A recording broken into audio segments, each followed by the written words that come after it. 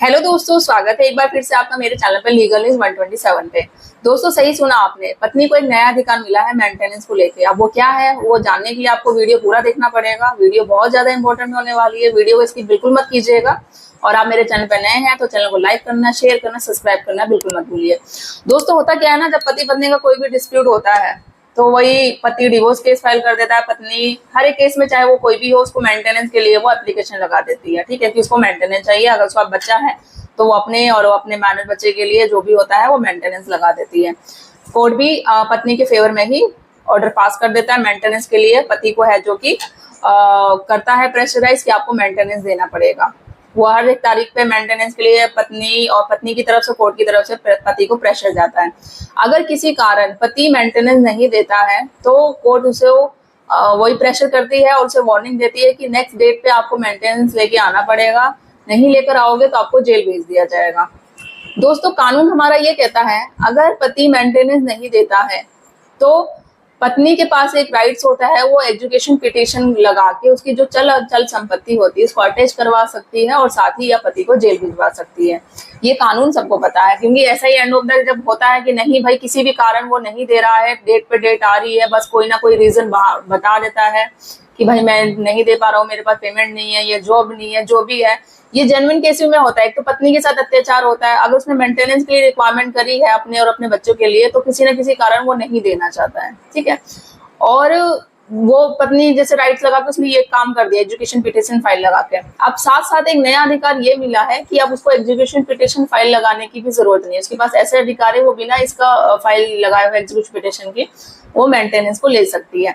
अब वो क्या है, जो ये जजमेंट आया है हाई कोर्ट का नया जजमेंट, वो इस केस के अकॉर्डिंग हम बात करते हैं।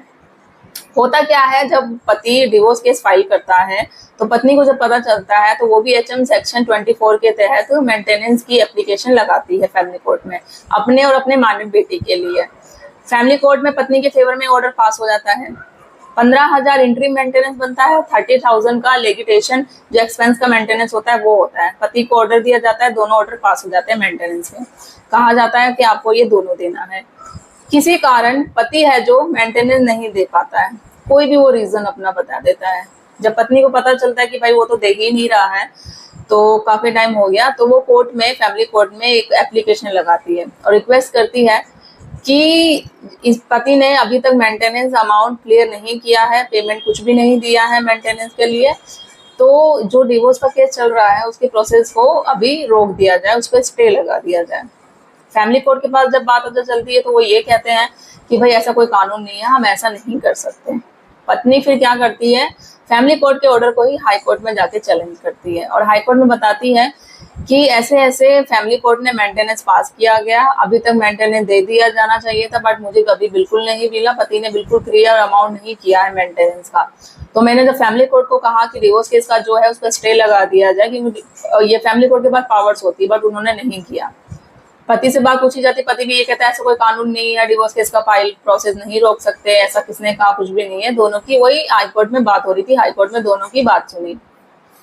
हाई कोर्ट ने ये कहा कि फैमिली कोर्ट के पास पावर्स है, उनके पास इनहेरिट पावर्स होती है और साथ ही इनहेरिट जो क्या बोलते हैं उसे जुरिडिक्शन होता है और साथ ही सीपीसी का 151 सेक्शन भी है, वो ऐसा कर सकते हैं। अगर पति मेंटेनेंस नहीं देता है, वो बार बार बस एक्सक्यूज ही करे जा रहा है, तो वो सीपीसी के ये इस पावर अपना यूज करके डिवोर्स केस को रोक सकते हैं। जब तक पति मेंटेनेंस ना दे सके उन पे डिवोर्स केस पे स्टे लगा सकते हैं। तो हाईकोर्ट ने क्या किया, अब ये पत्नी के फेवर में ही ऑर्डर पास किया। जो भी उसका डिवोर्स केस चल रहा था, पति को वार्निंग दिया, वार्न किया कि जब तक आप मेंटेनेंस पूरा क्लियर नहीं कर देते हो आपका डिवोर्स केस है जो रोक दिया जाता है, इस पे स्टे लगा दिया जाएगा। आप पहले मेंटेनेंस अमाउंट सारा क्लियर करो, ठीक है, उसके बाद डिवोर्स केस स्टार्ट होगा, जब तक नहीं होगा। तो दोस्तों इस जजमेंट के मुताबिक पत्नी के पास जैसे एजुकेशन पिटीशन लगाने का हक है कि अगर पति मेंटेनेंस नहीं देता है तो जैसे इसकी चल संपत्ति करके अटैच करवाएगी या उसे जेल भिजवा सकती है। साथ ही एक दूसरा राइट्स भी आ गया है, अगर डिवोर्स केस का कोई भी फाइल केस चल रहा है तो वो उसको रोक सकती है एप्लीकेशन लो लगवा के और इस पे स्टे लगा सकती है कि जब तक मेंटेनेंस का अमाउंट क्लियर नहीं होगा जब तक ये डिवोर्स का केस है आगे फाइल नहीं चलेगी। तो आई होप दोस्तों ये जो भी एक नया कानून आया है पत्नी के फेवर में उससे आपको हेल्प मिले। और ये हाई कोर्ट का जो भी जजमेंट पास हुआ है, अगर आपका ऐसा केस चल रहा है मेंटेनेंस को लेके, पति आपका मेंटेनेंस नहीं दे रहा है, कोई भी रीजन है, क्योंकि सबको पता है एग्जीक्यूशन पिटीशन लगा दे, उसकी चल अचल संपत्ति हम करवा दे या जेल भिजवा दे। सबके पास ये नहीं होता कि संपत्ति उसके पास होगी आप अटैच करवा सकते हैं, जेल भिजवा सकते हैं। जेल भिजवाने से भी देखो ये होता है कि 1-2 महीने जेल रहेगा। कोर्ट भी यही सोचता है कि भाई चलो ज्यादा हमने 1 महीने जेल रख दिया, पति को 2 महीने रख दिया, अगर हम जेल में ही परमानेंट रखेंगे तो भाई मेंटेनेंस कौन देगा, बाद में उसे भी रिहा करना ही पड़ेगा। तो एक पत्नी के पास और राइट्स आ गया है कि भाई ऐसा आप करने की भी जरूरत नहीं है। हाँ, अगर दोनों है, उसके पास संपत्ति है पूरी उसकी, तो जब्त करवा के मेंटेनेंस आप क्लियर कर दो, ठीक है, या जेल भिजवा दो। जेल भिजवा भी दिया और उसकी संपत्ति के थ्रू हमने मेंटेनेंस भी ले दिया। अगर आपको पता है भाई पति के पास कोई संपत्ति नहीं है, क्या आप एजुकेशन पिटीशन लगा के क्या कर सकते हो, जेल भी 1-2 महीने रहेगा, बाद में रिहा हो जाएगा, फिर मेंटेनेंस देगा ही नहीं, वही एक्सक्यूज मारेगा।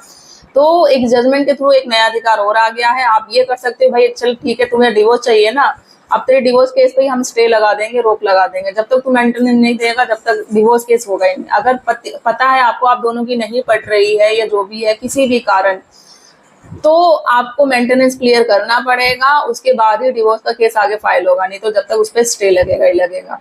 देखो, मैं वीडियो जो बनाती हूँ दोस्तों, मैं किसी एक पर्टिकुलर या पति या पत्नी के फेवर में नहीं बनाती हूँ, मैं दोनों के ही फेवर में वीडियो बनाती हूँ, लीगल अवेयरनेस के लिए, कि आपको लीगल जानकारी होनी जरूरी है कि हमारे देश में हमारे कानून में क्या चल रहा है क्या नहीं चल रहा है। जहाँ पत्नी के पास अधिकार है, पति के पास भी है। मैं हमेशा, इससे पहले भी मैंने राइट्स बता रखे हैं कि पति के पास भी होते हैं मेंटेनेंस ना देने के, क्योंकि काफी पत्नियां ये क्या होती है, झूठे केस कर देती है, सिर्फ मेंटेनेंस पाने के लिए, भरण पोषण पाने के लिए पति को, उसके घर वालों को परेशान करती है। बट कुछ पत्नियां सच में होती है, उनके साथ सच में अत्याचार होता है, काफी मजबूर होती है, ना चाहते भी उनके पास कोई नहीं होता सोर्स ऑफ इनकम, वो क्या करेगी, इसलिए मेंटेनेंस की डिमांड करती है। एक तो उनके साथ अन्याय हुआ है, उनकी जिंदगी हो गई है बर्बाद पूरी तरीके से, उसको मेंटेनेंस में नहीं दिया जाता। तो ये उन्हीं पत्नियों के लिए है जो सीरियसली उनके साथ अत्याचार हुआ, जो मेंटेनेंस की डिमांड करती है, ठीक है। तो वो ये चीज का, इस जजमेंट का यूज करके अपने केस में जो भी आपका लग रहा है कि आपको पति आपका मेंटेनेंस नहीं दे रहा है, और जो मैंने दोनों रीजन बता दिए हैं आपको, या फिर एग्जीक्यूशन पिटीशन लगाओ, नहीं तो इस केस में आप ये लगा के स्टे डिवोर्स केस का, आप जब तक पति नहीं देगा, तो जब तक क्लियर मेंटेनेंस नहीं होगा तो डिवोर्स केस आगे आपको नहीं चलेगा, आप रोक लगा सकते हो।